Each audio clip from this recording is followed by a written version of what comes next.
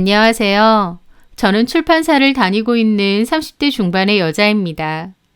부모는 자식들에게 아낌없는 나무가 아닌가 싶어요. 모든 것을 다 기꺼이 내어주는 나무 말이죠. 저희 아버지도 그렇습니다. 일찍 돌아가신 엄마를 대신해 아빠가 부모님 역할을 모두 다 해주셨어요. 그런 아빠가 저희 아빠라는 사실은 저에게 참 큰 복이 아니었나 싶습니다. 엄마가 없다 보니 저랑 언니가 위축될까봐 더더욱 신경을 많이 쓰셨던 것 같아요.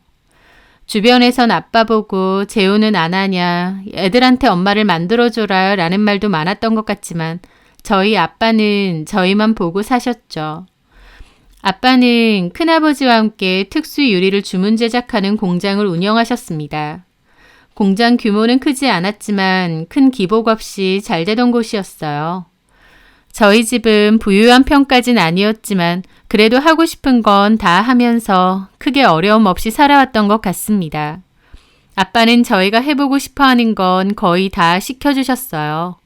특히 언니는 첼로, 컴퓨터, 미술, 수영 등 학원도 많이 다니고 이것저것 많이 배웠었죠.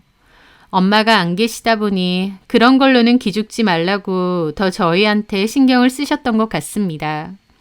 그래도 아빠가 그렇게 여러 가지를 해주신 덕에 언니도 적성을 잘 찾은 것 같아요. 언니는 음대를 졸업했고 프리랜서 첼리스트로 활동을 하다가 결혼을 했습니다. 저는 신문방송학과를 졸업하고 원래는 방송사 작가가 되려고 했다가 뒤늦게 출판사로 취업을 했고요. 저는 일 때문에 서점에도 자주 들러야 했는데요. 그날도 일 때문에 대형 서점에 갔다가 그 옆에 있는 카페에 잠깐 들르게 되었습니다. 그런데 거기서 우연히 고등학교 동창 친구를 만나게 되었어요. 고등학교 때 같은 반이었던 친구였는데 졸업하고 나선 한 번도 본 적이 없었거든요. 야, 정수진, 진짜 오랜만이다. 어떻게 여기서 다 보냐? 야, 진짜 반갑다. 너 고등학교 때랑 그대로야. 너도 그대로인데? 바로 알아보겠다. 근데 여긴 어쩐 일이야? 나 일 때문에 옆에 서점 왔다가 나 출판사에서 일하거든. 생각지도 못하게 옛날 동창을 만나니 반갑더라고요. 아, 그렇구나. 너 고등학교 때도 책 많이 읽고 그러더니. 나는 여기 바로 앞에 증권사에서 일해. 아, 참, 이 친구도 같은 회사 다녀. 얘도 우리랑 같은 고등학교야. 그렇게 친구는 자기 옆에 있는 그 남자를 소개해 주었습니다. 같은 고등학교라지만 얼굴은 좀 낯설더라고요. 아, 안녕하세요. 안녕하세요. 동창이라니까 뭔 존댓말이야. 소진이 너는 얘 잘 모르지? 최건영이라고. 얘는 그때 이과여서 너는 잘 모를 거야. 아, 그렇구나. 그런데 그 남자는 저를 알더라고요. 나는 아는데 너네 반 놀러 갔을 때 몇 번 봤었어. 이름은 정확히 몰랐지만. 아, 그랬어? 야, 이렇게 만난 것도 우연인데 어디 가서 맥주 한잔 할래? 우리는 퇴근했는데. 그럴까? 나도 일 끝났는데. 그렇게 갑자기 만난 고등학교 동창 친구와 술을 한잔 하게 되었던 겁니다. 좀 갑작스럽긴 하지만 이런저런 근황 얘기도 하고 옛날 얘기도 하니 재밌더라고요. 그 건영이라는 친구도 제가 어색할 수도 있을 텐데 잘 웃고 분위기도 잘 맞췄습니다. 그래서 금방 친구처럼 친하게 되었죠. 그때 너 비싼 패딩 입고 오고 신발하고 가방도 비싼 것만 하고 다녔잖아. 그래서 우리끼리는 너 부잣집 딸이라고 잘 그랬는데. 그 말에 저는 웃었습니다. 부자는 무슨, 우리 집 그냥 평범해. 그냥 아빠가 엄마 없다고 기죽지 말라고 괜히 비싼 거 잘 사주고 그러신 거지. 아버지 무슨 사업한다고 안 하셨어? 지금도 하셔? 지금도 하고 계셔. 야, 그럼 잘 사는 거네. 사업한다고 다 잘 사니? 지금도 하고 다니는 거 보니 좀 사는 집 같은데 그 가방도 비싼 거 아니야? 야, 이거 월급 모아서 면세점에서 산 거야. 출판사가 얼마나 박봉인 줄 아니?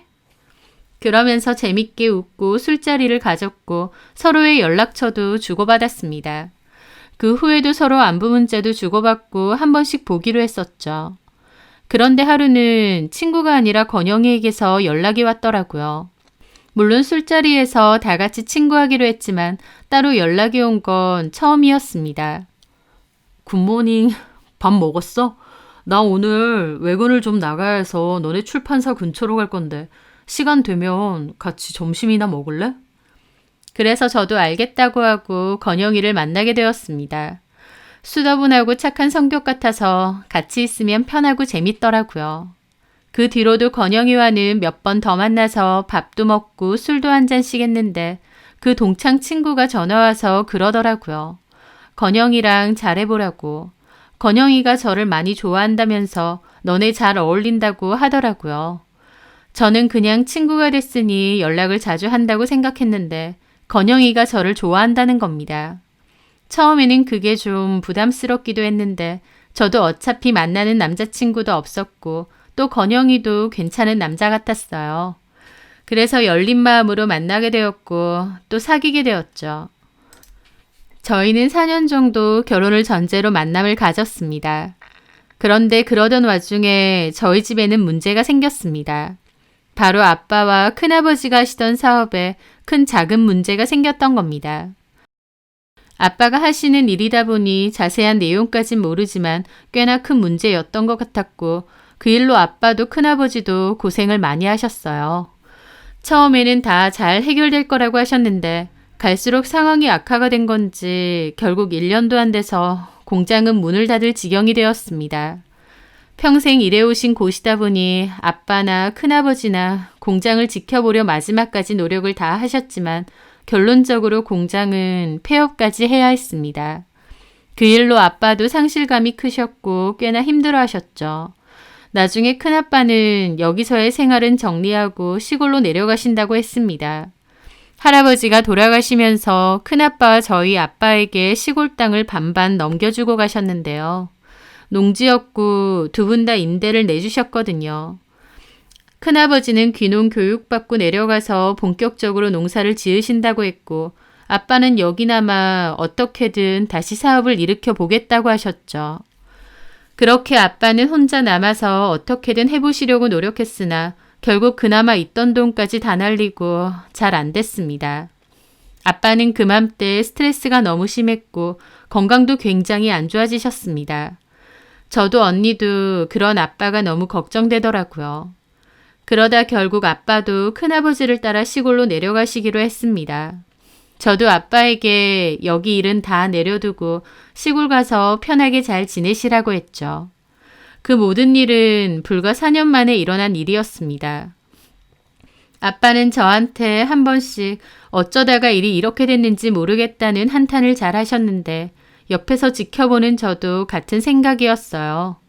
평생 잘 운영하셨던 공장이 한순간에 이렇게 고꾸라질 수도 있구나 싶더라고요. 하지만 저는 그런 아빠를 위로했습니다.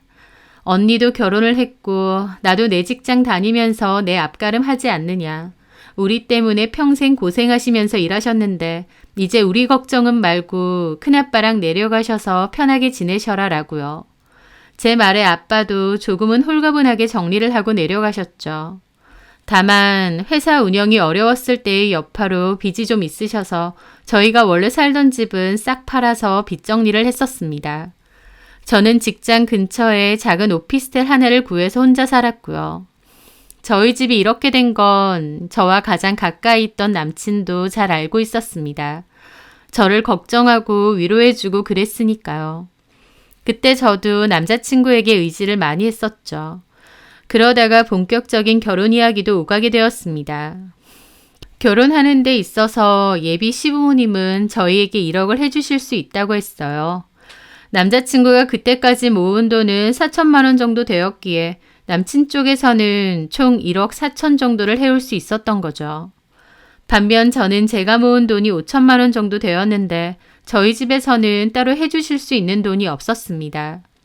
저희 언니는 그 전에 결혼을 했었는데 그때까지만 해도 아빠의 사업이 완전 무너지기 전이어서 언니에겐 1억 정도를 해주셨어요. 그래서 저한테도 결혼하면 1억을 해주신다고 약속했었는데 그 사이에 사업이 망하면서 해주실 수 있는 돈이 없었죠. 맡겨놓은 것도 아니고 아빠 사정이 그렇게 됐는데 당연히 저도 받을 생각 없었습니다. 그리고 결혼 자금은 제가 모은 5천만 원으로 충분하다고 생각했고요. 남편도 저희 집 사업이 망하고 어려워진 걸 다 알았기에 제 사정을 충분히 이해할 거라고 생각했습니다. 그런데 막상 결혼 준비를 하며 서로의 자금 얘기를 하는데 남친은 황당해 하더라고요. 어? 그러면 아버님이 자기한테 주실 돈은 아예 없다는 거야? 당연히 없지. 아빠 사업 아예 망하고 지금은 시골로 내려가셨는데. 언니한테는 1억 주셨었잖아. 그리고 자기한테도 그렇게 해주신다고 하지 않았나? 그때야 아빠 사업이 괜찮았을 때고 지금은 상황이 달라졌으니까. 남친은 생각지 못했다는 듯 표정이 어둡더라고요. 왜 그래? 우리 아빠 사업 망한 거 자기도 알잖아. 그건 아는데 그래도 아버님이 자기 결혼 자금 정도는 따로 빼놓으신 줄 알았거든. 원래 살던 집도 있고. 내가 전에 말했잖아. 우리 집은 팔아서 아빠 빚 정리하고 나머지는 아빠 귀농자금으로 들어갔다고. 그럼 결혼하는데 자기한테 주실 돈이 아예 없으시다는 거야? 빵원? 그런 셈이지. 저는 심각한 남친의 표정을 보고 기분이 좀 그렇더라고요. 저희 집 사정 어려워진 걸 알기에 제 상황도 충분히 안다고 생각했는데 남친이 너무 의외라는 표정을 지으니까요. 아니 나는 어떻게 계획을 했냐면 우리 집에서 1억 그리고 내가 4천 자기가 5천 그리고 아버님이 1억을 해주실 줄 알았어. 그러면 얼추 3억 정도 되니까 거기다 조금 더 대출받고 집을 살 수도 있겠다 싶었던 거지.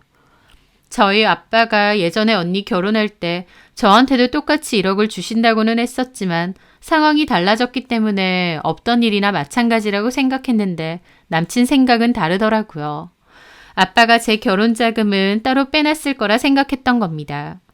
어쨌든 저는 해올 수 있는 돈이 5천만 원이 전부라고 했습니다.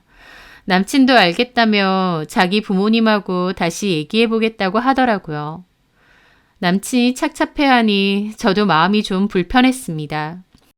그 남친은 자기 부모님이랑 얘기를 해봤는데 1억이나 모자라는데 매매를 하는 건 좀 무리인 것 같고 일단 전세로 살자고 하더라고요. 대출은 많이 받고 싶지 않다면서요. 남친은 연애 때도 자기가 살고 싶은 아파트가 있다는 말을 자주 했고 결혼하면 거기서 살자는 소리도 잘했어요. 그 집을 사서 들어가자면서요. 하지만 저희 아빠가 보태주실 돈이 없으니 매매는 어렵고 그냥 전세로 살자고 했습니다. 몹시 아쉬워하면서요. 그런 모습에 저는 남친에게 미안한 감정도 가져야 했습니다. 하지만 남친은 괜찮다며 상황이 달라진 걸 어떻게 하겠느냐고 하더라고요. 그렇게 저희는 결혼을 하게 되었고 집은 전세로 들어가게 되었습니다. 그런데요. 남편은 분명 결혼 전만 해도 상황이 이렇게 된 걸 어떻게 하겠냐. 돈 열심히 모아서 나중에는 꼭 집을 사자고 했었는데 막상 결혼하고 나서는 은근슬쩍 그 얘기를 자꾸 꺼내는 겁니다. 내 친구 이번에 결혼하는데 집 사서 들어간대. 어머, 그래? 여자 쪽에서 결혼 자금으로 꽤 많이 보태줬다네. 그렇구나. 좋겠다. 나도 이왕 결혼하는 거 전세가 아니라 매매로 들어가고 싶었는데. 나는 언제 내 집 장만하냐. 라는 식으로 은근하게 눈치를 잘 주더라고요. 게다가 자기야, 그거 알아? 전세나 월세처럼 주거 불안정으로 인한 스트레스가 엄청나대. 나도 전세로 살고 있다 보니 내 집이 아니라서 그런지 늘 불안한 거 있지. 자기는 그런 거 없어? 자기도 전세는 처음 살아봤을 거 아니야. 글쎄, 나는 딱히. 자가로 살아야 뭔가 안정이 되고 그런 게 있을 텐데. 우리는 아기도 그냥 늦게 갖자. 집부터 사고 아기를 갖던지 말던지 해야 될 거 아니야. 애 데리고 전세 전전하는 것도 그렇고. 하는 식이었습니다. 한두 번 그러면 말도 안 하겠는데 톡하면 저런 식으로 눈치를 주니까 저도 점차 위축되고 스트레스 받더라고요. 그래서 한 번은 남편에게 대놓고 말한 적도 있습니다. 이 집 그새 가격이 또 올랐더라고. 그때 우리도 전세가 아니라 매매를 했었으면 이득이 얼만데. 여보, 왜? 왜 자꾸 그러는 거야? 혹시 일부러 그러는 거야? 내가 뭘? 우린 이미 전세로 살고 있잖아. 근데 왜 자꾸 집을 샀어야 되느니 그런 의미 없는 소리를 하느냐고. 말도 못해? 일부러 나 들으라고 그러는 거잖아. 우리 집에서는 딱히 결혼할 때 보태준 돈 없다 보니 자기가 그런 말 안 해도 나 미안한 것도 있어. 그런데 자기가 자꾸 그런 말 하니까 나한테 대놓고 눈치 보라고 그러는 것 같아. 제 말에 남편은 펄쩍 뛰었습니다. 뭔 소리해? 내가 뭔 눈치를 준다고 그러는 거야? 나는 그냥 아쉬워서 하는 소리잖아. 그런 소리도 한두 번이지. 솔직히 내 입장에선 좀 그래. 무슨 말도 못해. 자기야말로 너무 예민하게 받아들이는 것 같은데? 듣기 좋은 꽃노래도 한두 번이라는데 자꾸 나 때문에 이 집 못 샀다 하는 것 같아서 좀 그렇다고. 우리 집 사정 다 알고 결혼한 거잖아. 솔직하게 말하면 아버님이 아무리 사업이 망했어도 딸 결혼 자금 정도는 따로 빼놓으셨을 줄 알았어. 결혼 전에 없다고 말했잖아. 그러니까 그게 이해가 안 된다고. 속상하고 아쉬워서 하는 말인데 그 정도도 이해 못하냐? 톡 까놓고 요즘 거의 다 반반 결혼하는데 나 1억 4천, 자기 겨우 5천만 원 해왔잖아. 자기가 1억만 더 해왔어도 우리 얼마든지 집 살 수 있었어. 이제 와서 왜 그래? 결혼 전에 얘기하던가. 그땐 괜찮다며. 살다 보면 아쉬워질 수도 있지. 무슨 말도 못하게 하네. 그러는 겁니다. 저는 자꾸 집 얘기하고 저를 눈치 주려는 남편이 너무하다는 생각이 들었어요. 게다가 더 화가 나는 건 저희끼리 싸운 얘기를 자꾸 시어머니에게 한다는 거였습니다. 남편과 다툰 다음 날이면 어머님이 저에게 꼭 전화를 해서는 왜 사이좋게 안 지내고 자꾸 다투느냐. 너네 신혼인데 벌써부터 이렇게 삐걱거리면 어쩌느냐. 뭐라고 하십니다. 저는 남편에게 왜 싸운 얘기를 다 어머님에게 일러바치느냐 그랬고 남편은 속상해서 엄마한테 얘기도 못하게 하느냐고 지가 더 펄쩍 뛰더라고요.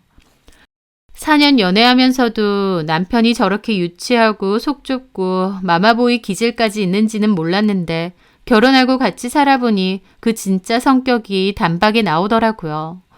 4년 연애하면서도 싸운 횟수가 손에 꼽을 정도인데 결혼하고 나서는 싸움의 횟수가 몹시 늘어났습니다. 나중에는 싸우지는 않더라도 기본적으로 서로를 언짢아 하고 말도 잘 섞지 않을 정도였죠. 남편과 저는 신혼 기간부터 이미 삐그덕거리기 시작한 겁니다. 저는 제 결혼 생활이 이럴 거라고는 상상도 못했습니다. 저는 빠르게 결혼 생활에 지쳐갔고 이런 식으로 생활을 계속 이어나가는 게 맞는 건가 의문이 들더라고요. 그러던 저에게는 또 하나의 큰 시련이 다가왔습니다. 바로 저희 아빠가 환갑인 나이에 조기치매 진단을 받으신 거였어요. 그 소식을 듣고 저는 세상이 꺼지는 것 같은 충격을 받아야 했습니다. 그렇게 건강하고 영민하시던 우리 아빠가 조기치매라니. 아마 사업이 망하게 되면서 받은 충격과 스트레스가 너무 컸던 게 원인이 아닌가 싶기도 하더라고요. 조기치매는 진행 속도도 정말 빠르더군요. 하루가 다르게 병세가 악화되는 겁니다. 초반에는 아빠가 너무 걱정 말라며 저희를 위로도 해주시고 괜찮으셨는데 너무 빠른 진행 속도 때문인지 나중에는 식사도 못하시고 거동까지 힘들어지실 정도였죠. 언니랑 저도 하루가 다르게 악화가 되어가는 아빠를 보면서 눈물이 마를 새가 없었습니다. 그렇게 듬직하고 건강하고 활기차던 우리 아빠가 이렇게까지 쇠약해지고 아파지다니. 치매라는 그 병이 너무 증오스럽고 한평생 성실하고 선하게 잘 살아오신 우리 아빠에게 이런 시련이 닥친 걸까 막연한 원망이 들기도 했습니다. 아빠가 아프시다 보니 저도 아빠 간호를 위해 자주 아빠가 계신 곳으로 내려가게 되었습니다. 거리로 치면 2시간 정도 걸리지만 아빠가 아프신 거니 틈만 나면 내려가게 되었죠. 언니도 자주 내려왔고요. 아빠는 그맘때 병원 입원과 퇴원을 반복하시다가 나중에는 합병증으로 대학병원까지 입원하게 되셨어요. 입원 횟수로 치면 3번째 입원이었죠. 그렇게 아프신 아빠를 자주 찾아뵙게 되었는데 그맘때 남편은 저에게 점차 불만이 쌓였습니다. 아프신 아버지 때문에 왔다 갔다 하는 건데 남편은 뭐가 불만인지 늘 기분이 안 좋아 있더라고요.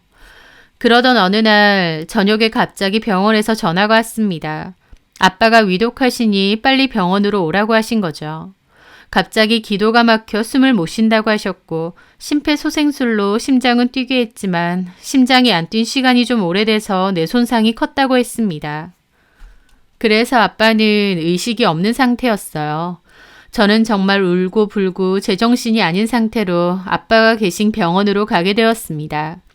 무슨 정신으로 운전을 하고 간 건지도 기억이 안 날 정도였죠. 아빠가 금방이라도 돌아가시는 게 아닐까 두려워서 정말 다급하게 내려갔습니다. 아빠는 다행히 돌아가시진 않았지만 의식은 없는 상태였어요. 병원에서는 아빠가 어떻게 될지 모르니 그날은 병원에 있어야 된다고 하시더라고요. 언니와 형부도 울면서 병원에 도착했고 중환자실 앞 소파에서 그렇게 밤을 지샜습니다. 아빠가 잘못되면 어쩌냐며 울고 있는 언니를 형부는 계속 달래주고 괜찮으실 거다, 금방 의식을 차리실 거다라며 위로를 해주더라고요. 그 모습이 참 보기 좋으면서 장인어른이 생사를 넘나든다는데 연락 한 통 없는 남편에 대한 큰 서운함이 밀려왔습니다. 저는 다음날 회사에도 사정을 얘기하고 휴가를 썼고 남편에게도 전화를 걸어 아빠의 상태를 알렸습니다. 남편은 저한테 아빠의 상태를 들었으면서도 시큰둥하더라고요. 장인어른이 돌아가실지도 모른다는데 어떻게 이러냐, 남도 이러진 않겠다라는 생각이 들었고 남편의 반응은 저에게 큰 상처가 되었습니다. 다음날 친척들에게 아버지의 상태를 알렸고 친척들도 저희 아버지 면회를 오셨어요. 친척들까지도 회사 연차 쓰면서 일부러 왔다 가시는데 그럼에도 오지 않은 저희 남편이 참 야속하고 그 서운함은 말도 못하게 컸습니다. 하지만 그럼에도 남편을 이해해보려 했습니다. 회사 가야 되니 어쩔 수 없었을 거다. 곧 주말이니 주말에는 내려와 보겠지라고 생각하면서요. 전날 밤을 꼬박 샜기 때문에 너무 피곤했는데 언니가 저에게 자기가 병원에 있을 테니 아빠 집에 가서 한숨 자고 오라고 하더라고요. 그래서 저는 아빠의 집으로 가서 잠을 잤는데 전날에는 얼마나 마음 졸이고 긴장했는지 거의 죽은 듯이 잠이 들었습니다. 그러고 내내 자고 일어나서는 언니랑 교대를 해주려고 병원으로 바로 갔어요. 가서는 저희 아빠를 걱정하시는 친척분들의 전화 때문에 내내 전화통화를 해야 했죠. 그렇게 밤이 되었는데 남편으로부터 카톡이 2개 와 있었습니다. 이 시간에 누구랑 그렇게 전화를 해? 내가 전화 몇 통을 했는데 낮에도 전화 안 받고. 너는 내가 집에 들어왔는지 어쨌는지 관심도 없냐? 라고요. 제가 아빠 때문에 정신없는 상황인 거 알면서 저렇게 보냈더라고요. 저는 황당한 기분으로 전화를 했는데 남편도 전화를 받지 않았습니다. 그래서 저도 두어 통 걸다가 말았죠. 다음날 아침 남편에게 다시 전화를 걸어서 출근 준비하느냐 물었습니다. 남편은 뚱한 목소리로 그렇다고 하더라고요. 내일은 토요일이니까 여기 와볼 거지? 저는 병원에 올 거냐고 물어봤습니다. 그런데 남편은 글쎄라고 대답을 하더라고요. 장인어른이 의식을 잃은 상태로 중환자실에 있다는데 글쎄라고 말하는 겁니다. 저도 너무 황당하고 기분 상하더라고요. 안 올 거야? 꼭 가야 돼? 그럼 일요일에 갈게. 왜? 나 너무 피곤해. 그 말에 정말 정이 뚝뚝 떨어졌습니다. 그럼 오지 마. 뭘 오지 마. 왜? 그렇게 피곤하다는데 뭐 하러 와? 그냥 오지 마. 지금 나 걱정해서 하는 말이야? 장인어른이 걱정되는 마음이면 오고 그게 아니라면 안 와도 된다는 말이야. 제 말에 남편은 아무런 대답이 없더라고요. 그리고 한참 뒤에 일요일에 갈게. 됐지? 하더니 전화를 그냥 끊더라고요. 그 전화를 끊고서 저는 한참이나 착잡한 기분으로 폰을 들고 있었습니다. 먼 친척들도 저희 아버지 걱정에 한달음에 와주는데 사위라는 인간이 이럴 수 있나 싶은 마음밖에 안 들었죠. 그런데 몇 시간 뒤에 남편이 전화가 띄고 오더라고요. 심술퉁퉁하게 가라앉은 목소리로 너 내일 좀 올라와. 그러는 겁니다. 내일? 왜? 너한테 할 얘기 있으니까 일단 올라오라고. 그 말에 저는 짜증이 나더라고요. 아빠 이렇게 누워 계신데 올라오긴 뭘 올라오라는 거야. 그 말에 남편이 그러는 겁니다. 야, 너는 너 생각밖에 안 해? 뭐라고? 장인어른 아픈 거 나도 알아. 근데 너 결혼했고 네 가정이 있잖아. 설령 병원에 내려갔어도 너는 나를 좀 챙겨야 되는 거 아니야? 하루 종일 전화 한 통도 하지 않고 내가 걸어도 똑바로 받지도 않고 내가 밥을 먹었는지 어쨌는지 너는 관심도 없지? 너 결혼한 여자야. 장인어른 챙기는 것도 중요하지만 네가 해야 될 일도 있는 거야. 그렇게 툭 하면 집 비우고 친정 내려가 있으면 나한테 조금이나마 미안해해야 되는데 너는 그런 것도 하나도 없잖아. 나는 그런 게 화가 난다는 거야. 그러는 겁니다. 서운하고 기분 상해야 될 건 저인데 오히려 남편은 자기를 안 챙겨줬다고 화가 난다는 거였죠. 너무 어처구니가 없더라고요. 내가 너한테 미안해야 한다고? 아빠가 아파서 그것도 중환자실에 입원해 계셔서 이대로 돌아가시면 어쩌나 걱정돼서 미치겠는데 그런 나한테 네 생각 안 해준다고 징징거리는 거야? 뭐야? 징징? 너 말 다 했어? 너야말로 어떻게 나한테 이래. 우리 아빠 아프신데 걱정이나 위로 한마디 없고 여기 온 친척들도 다 수군거리더라. 둘째 사이는 코빼기도 안 보인다고. 형부는 휴가까지 내고 병원 지키고 있어. 근데 너는 뭐야? 심지어 내 친구들까지 우리 아빠 보러 병문안 왔는데 사위라는 인간이 어떻게 한 번을 안 와? 야, 어디다 대고 비교야. 그리고 장인어른이 당장 돌아가셔? 병원 입원한 것도 이번이 처음도 아니잖아. 감기만 걸려도 입원하시더만. 뻑하면 입원하는데 너는 그때마다 이렇게 집 비우고 쫓아다닐 거야? 그리고 너랑 나 둘 중에 한 명만 내려가 있으면 됐지. 왜 나까지 가서 그러고 있어야 되는데? 우리 아빠 아프시고 난 뒤에 면역력이 바닥이어서 감기만 걸려도 합병증으로 돌아가실 수도 있는 상태였어. 그래서 입원했던 거야. 우리 아빠가 나를 어떻게 키워주셨는데. 근데 아빠 돌아가실지도 모르는 이 상황에 병원에 와 있는 거 가지고 그런 식으로 말해? 너 입장 바꿔서 어머님이나 아버님 중환자실에 입원해 있다고 생각해봐. 내가 거기다 대고 당장 돌아가실 것도 아닌데 나도 가야 되느냐. 그런 말했다고 생각해보라고. 야, 너랑 나랑 같냐? 우리 부모님은 나 결혼한다고 1억이나 보태주셨어. 우리 집은 마냥 형편 좋고 잘 살아서 그 큰 돈을 주셨겠냐? 자식이니까 무리해서라도 주신 거 아니냐고. 그 덕에 우리도 결혼한 거고. 하면서 또 그 얘기를 하는 겁니다. 저는 너무 지긋지긋해서 소리를 빽 질렀습니다. 그만 좀 하라고요. 너랑은 말도 안 통하고 얘기하고 싶지도 않다고. 우리 아빠 병원은 올 필요 절대 없다고 하고 전화 끊었습니다. 대화를 끝내고 나서 온몸이 부들부들 떨리고 눈물까지 나더라고요. 그 뒤로 저는 남편에게서 오는 전화도 받지 않았고 어머님 전화도 받지 않았습니다. 결혼 생활 자체에 큰 회의감이 느껴졌죠. 그러던 도중 변호사로 일하시는 외삼촌도 아버지를 뵈러 병원에 왔습니다. 그리고는 언니랑 저에게 아빠 재산 상속 관련해서 할 얘기가 있다고 하시더라고요. 그렇게 병원 1층 카페에서 얘기를 나누었는데 아빠가 치매 진단 받았을 때 재산 사전 증여에 관해서 얘기를 다 마치셨다고 했습니다. 정신이 온전치 못하게 될 때를 대비해서 미리 외삼촌을 불러 작성을 하신 거였죠. 사실 저희 아버지에게 재산이라고 할 만한 게 별로 없었기 때문에 왜 굳이 그렇게 하셨을까 싶기도 했어요. 아빠가 살고 계신 작은 시골집 하나랑 아빠가 농사 지으시는 땅이 전부였거든요. 시골집이나 농지는 가치도 높지 않고요. 그런데 외삼촌 하는 말이 놀랍더군요. 언니랑 저는 잘 몰랐는데 아빠가 갖고 계신 땅으로 도로가 들어오기로 확정이 되었고 보상을 받으셨다는 겁니다. 아빠는 그 땅을 보상금 받고 정리하는 도중에 치매 판정을 받으신 거였고요. 아빠는 증여로 시골집이랑 그 땅 처분한 돈을 언니랑 저랑 반반 나누라고 하셨어요. 다만 언니는 결혼할 때 1억을 보태주셨고 저는 아니었기 때문에 나누더라도 저한테 1억을 더 주라고 하신 거였죠. 아빠는 저 결혼할 때 돈을 못 보태주신 걸로 내내 마음이 쓰이고 미안해 하셨다는 거예요. 여태까지 이렇게 사랑으로 키워주신 것만으로도 충분한데 아빠가 저한테 미안한 감정을 가졌다는 말에 저는 눈물이 왈칵 쏟아지더라고요. 말도 못하게 죄송하기도 했고요. 어쨌든 그 땅 정리한 금액으로 세금 같은 거 다 제하고 언니가 최종적으로 받을 금액은 3억가량 되고 저는 4억가량이 된다고 하셨습니다. 저는 그 돈 안 받아도 되니까 아빠가 훌훌 털고 일어나셨으면 했어요. 상속 금액이고 뭐고 다 필요 없으니 그저 아빠만 다시 일어나셨으면 하고 바랬죠. 그렇게 저는 며칠 동안 병원에 있으면서 아빠를 지켜봤습니다.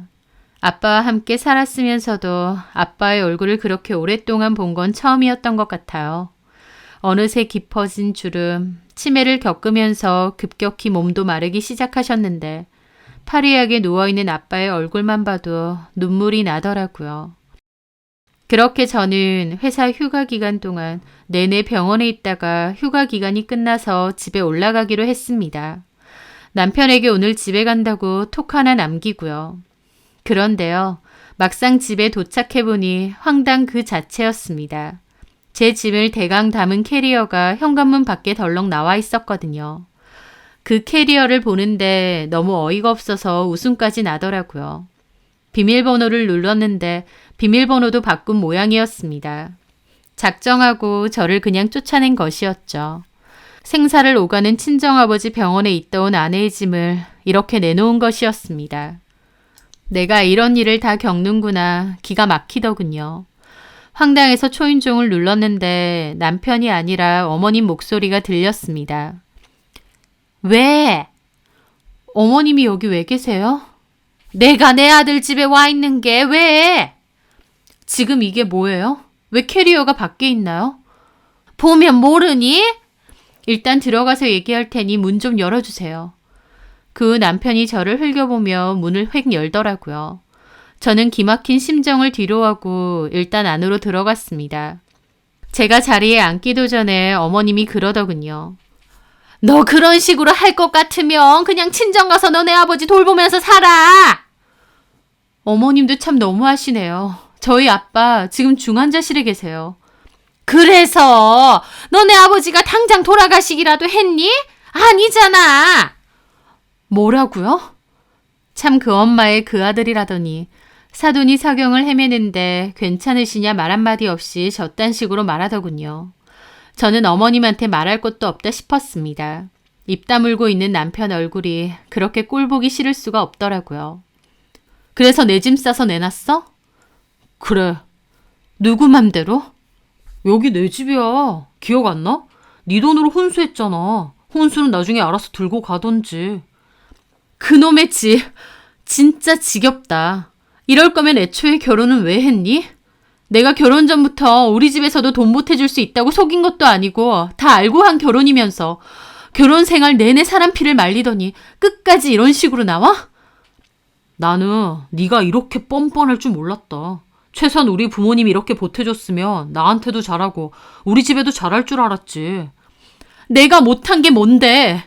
지금 네가 하는 걸 봐. 지네 아빠 아프다고 남편이고 집은 나 몰라라고. 너 그리고 우리 부모님한테 어떻게 했냐? 나 같으면 고마워서 일주일에 한 번씩 찾아가고 매일 안부 전화했겠다. 너는 결혼하고 우리 아빠한테 전화 한 번 한 적은 있고? 너랑 나랑 같아? 나는 니네 아빠한테 받은 게 아무것도 없잖아. 그러는데 그 순간 머리가 띵해지더라고요. 아, 긴 말할 것도 없이 이 인간이랑은 끝이구나. 이런 얘기 할 필요도 없겠구나. 순식간에 모든 마음의 정리가 다 되었습니다. 이런 인간 같지도 않은 것들이랑 가족이랍시고 같이 있는 것도 시간도 아깝더라고요. 저는 허탈한 기분으로 말했습니다. 그래, 내 가방을 이렇게 해놓은 건 이혼하자는 뜻이지? 그래, 순순히 이혼하고 각자 갈 길 가자. 나 너랑 못 살겠어. 그렇게 너네 친정만 챙길 것 같으면 이혼하고 그러고 살아. 그래, 좋아. 이혼 서류 작성하고 나한테 연락해. 바로 도장 찍어줄 테니까. 내가 해온 혼수는 건들지 마. 금방 다 들고 갈 거니까. 참나, 어디 들고 갈 것도 없으면서 니네 아버지 사는 그 작은 시골집에라도 다 들고 가게? 다 들어는 가려나 몰라. 그러는 겁니다. 저는 그 말에 코웃음 치며 그랬죠. 아니, 번듯한 아파트 하나 사서 거기다가 넣을 거야. 그러니까 내가 해온 가정가구에 손도 대지 말라고. 그 말에 남편도 코웃음 치더라고요. 번듯한 새집 같은 소리 하네. 돈도 없으면서 뭔 돈으로? 저 역시도 팔짱 끼고 웃으며 그랬죠. 우리 외삼촌 변호사 하는 거 알지? 어제 외삼촌이 아빠 보러 오셨더라고. 사이놈도 한 번을 안 오는데 친척들은 다 병문안 오셨고 외삼촌도 오셨어. 그리고 아빠가 남기신 재산 상속 얘기를 하시더라. 아빠 더 심하게 아프기 전에 정리해 두셨던 거. 그 말에 남편 노골적으로 비웃더라고요. 야, 사업 다 망해서 시골로 쫓겨내려 가셨으면서 재산은 무슨, 뭐, 그 코딱지만한 시골집 말하는 거야? 그거 팔리기는 하냐? 팔아서 몇 천만 원은 되냐? 그걸로 너네 언니랑 나눠서 집 사게? 아니면 그 농사 짓는 땅? 그 아무리 땅이 있어봤자 시골 땅 그거 팔아서 얼마 된다고. 그 말에 제가 그랬죠. 그 땅 도로 확정된 건 모르나 보네. 우리 아빠 보상금 두둑히 받고 그 땅 정리하셨어. 이것저것 다 떼고 언니 3억, 나 4억 주시기로 했고. 그 말에 어머님과 남편 정지화면처럼 굳더라고요. 제 입에서 4억 소리 나오니까 멍해지는 겁니다. 그러더니 뭐? 야, 너 거짓말이지? 내가 너한테 거짓말을 왜 하겠니? 그러니까 내 혼수 그대로 놔두라고. 내가 싹 들고 갈 거니까. 야, 잠깐만. 너 그거 뻥이지? 야, 소진아, 그게 무슨 소리야? 저는 콧방귀 끼고 그대로 나갔습니다. 남편의 망연자실한 표정을 뒤로 하고요. 그 후 남편이 이혼 서류 안 보내길래 제가 먼저 보냈습니다. 도장 찍어서 접수하라고요. 하지만 남편은 제 말에 지도 뭘 알아봤던 것 같고 제 말이 다 사실인 걸 안 모양이더라고요. 갑자기 저한테 연락해서는 미안하다느니 자기가 생각이 짧았다느니 아버님 병원 가려고 한다느니 개소리를 하더라고요. 너네 아빠가 준 것도 없지 않느냐 할 땐 언제고 증여받는다고 하니 갑자기 똥줄이 타는지 아빠 병원에까지 온다는 겁니다. 저는 이혼할 건데 병문안을 외우느냐 필요 없으니 꺼지라고 했죠. 그럼에도 남편 놈은 기어코 병문안까지 왔더라고요. 모든 사정을 다 아는 저희 언니랑 형부는 인사도 하지 않고 투명인간 취급했습니다.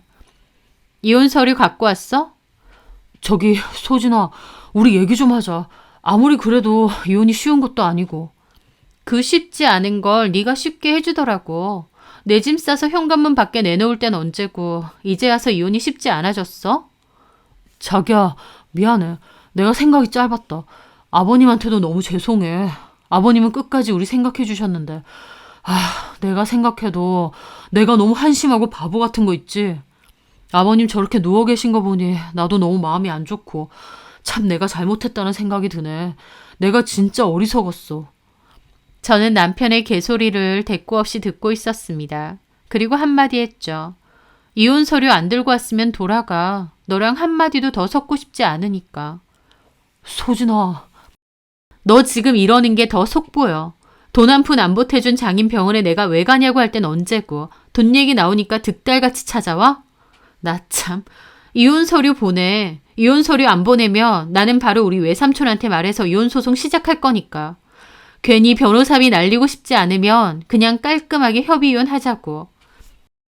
소진아, 자기야. 이혼이 쉬운 것도 아니고 우리 얼마든지 대화로 잘 풀 수 있잖아. 우리 돈 때문에 사이 안 좋았던 건데 그 돈이면 우리 얼마든지 잘 지낼 수 있고.